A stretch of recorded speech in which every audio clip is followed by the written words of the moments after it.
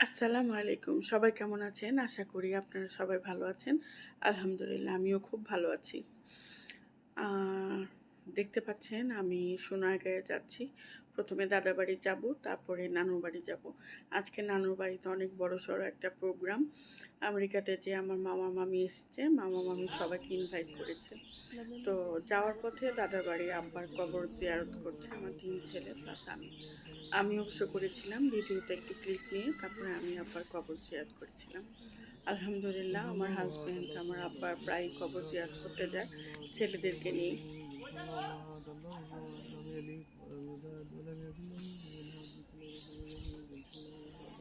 কবর জিয়ারত করার পরে আমরা নানুর বাড়ি চলে যাচ্ছিলাম। পথে আমার দাদার বাড়িতে একটা গাছে কাঁঠাল দেখে আমার ছেলেদেরকে ওর বাবা কী কী বলছে।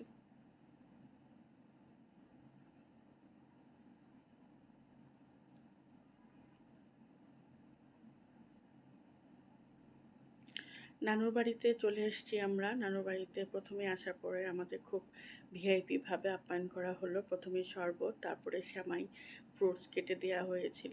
আমার হাসব্যান্ড যেহেতু সকালে নাস্তা করেনি, তাই একটুখানি সেমাই, ফ্রুটস খেয়ে নিয়েছিল।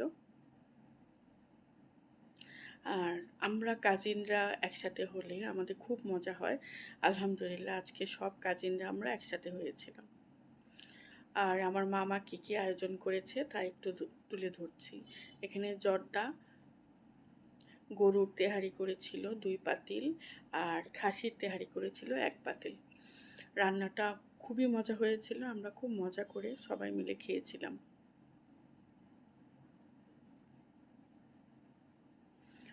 হায়দার মামা, মহসিন মামা সবাইকে অনেক ধন্যবাদ মামাদেরকে। মামারা আছে বলে এখনও নানুর বাড়ির মজাটা আসলে রয়ে গিয়েছে। আমরা বছরে ১ বার ২ বার হলেও নানুর বাড়িতে আমরা সবাই একটা গেট টুগেদার করি। আমাদের এই গেট টুগেদারটা অবশ্য শীতের মধ্যে হয়, কিন্তু এবার মামা আসার উপলক্ষে আমরা গরমের মধ্যেই করে ফেললাম।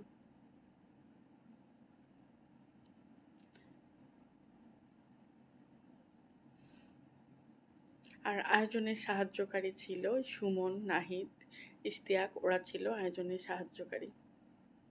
আর আজকের বর সবাই আজকে বর এটা যাচ্ছে। আমার হায়দার মামা। হায়দার মামাকে আজকে একটু শেরওয়ানি টাইপ পাঞ্জাবি পরানো হয়েছিল এবং সবাই বর বর বলে দুষ্টামি করছিল। আজকে আমাদের প্ল্যান ছিল মামিকে লাল বেনারসি পরাবো এবং মামাকে শেরওয়ানি পরাবো। ব্যস্ততার জন্য এটা হয়ে ওঠেনি। এখানে দেখতে পাচ্ছেন খাওয়া দাওয়ার আগে একটু সবাই নানা নানু যারা মরহুম যারা আছেন তাদের জন্য একটু মোনাজাত করা হচ্ছে।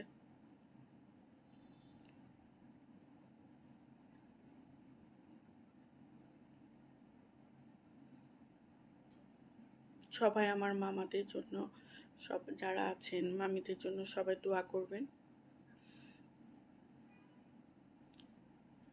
এখানে আমার হাসব্যান্ড সবাইকে, আসলে আমরা প্যান্ডেলে খাইনি, সবাই প্যান্ডেলে খেয়েছিল। আমরা যারা বোনেরা আছি তারা একটু ঘরে খেয়েছিলাম, কারণ প্রচুর গরম ছিল। এই গরমে আমাদের আসলে প্যান্ডেলে খাওয়া অসম্ভব ছিল, তাই আমরা ঘরেই খাচ্ছি। আমাদেরকে আমার হাসব্যান্ড সার্ভ করছে।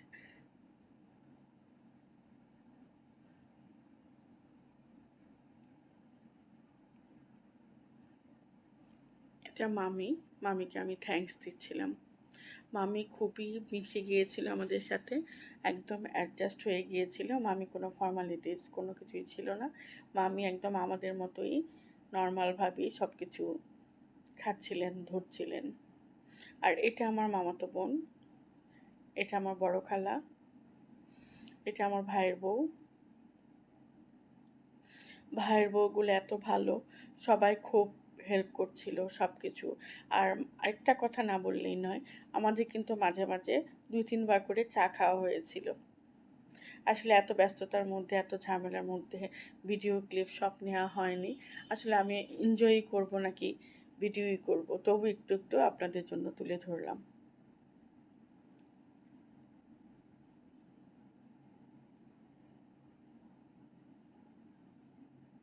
খাবারগুলো আসলেই খুব মজা হয়েছিল।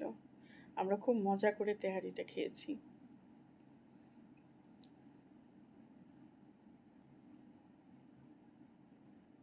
এই যে এটা আমার ছোটোবেলার বান্ধবী।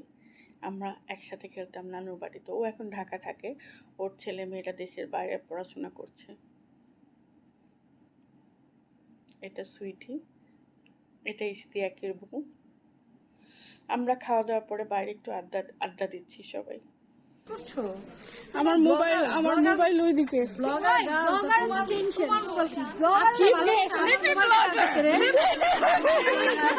রসগোল্লা আমার টুডে চিপ বেস্ট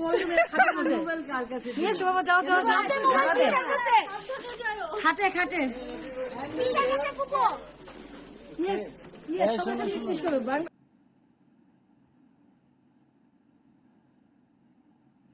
আমরা খাওয়া দাওয়ার পরে বিকেলবেলা একটু আড্ডা দিয়ে তারপরে আমরা রোকেয়া মানে আমার মামাতো বোনকে একটু পানাম নগরীতে ঘুরতে নিয়ে এসেছিলাম। আমি, আমার হাজব্যান্ড, পাপিয়ার হাজব্যান্ড, আর সাফাত, লুবুর হাজব্যান্ড, আর সাফারা আতিফা এসেছিলাম। সবাই আসলে আসেনি, সবাই টায়ার্ড ছিল। তো আমরা ভাবলাম যে যেহেতু সোনারগাঁয়ে আছে, কাছাকাছি আছি, রোকেয়াকে একটু এই পানাম নগরীতে ঘোরায় নিয়ে যাই। ও খুব মজা পাচ্ছিল, সেই পুরনো ঘর বাড়ি, সে ঐতিহাসিক সব কিছু ওর খুব ভালো লাগছিল, ঘুরে ঘুরে সব দেখছিল। সব কিছু খুব ভালো লেগেছে, কিন্তু একটু গরম বেশি থাকাতে আসলে ওভাবে আমরা সব কিছু এনজয় করতে পারিনি।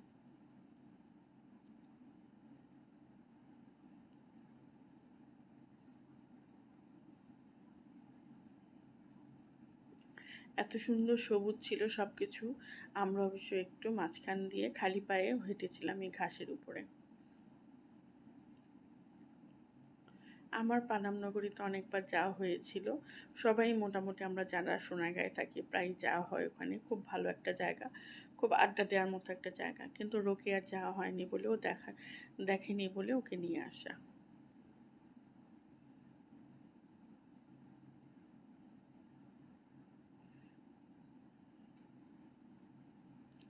আমাদের এত গরম লেগেছিল, আমরা বের হয়ে জুস, আম, কাঁচা আম, অনেক কিছুই মোটামুটি আমরা খেয়েছিলাম। এইটা আমাদের রাতের খাবার। রাতের খাবারে অবশ্য আমরা তেহারি সবাই খাইনি, তাই ভাইয়ের বউরা খুব মজা করে কতগুলো ভর্তা করে দিয়েছিল আর আম ডাল করে দিয়েছিল। সারাদিন ঘোরাঘুরির পরে তেহারি পোলাও এগুলো খাওয়ার পরে ভর্তা দিয়ে ভাত মনে হয়েছে অমৃত খাচ্ছি। সবাই ভালো থাকবেন, আল্লাহ হাফেজ। আমাদের জন্য অনেক অনেক দোয়া করবেন।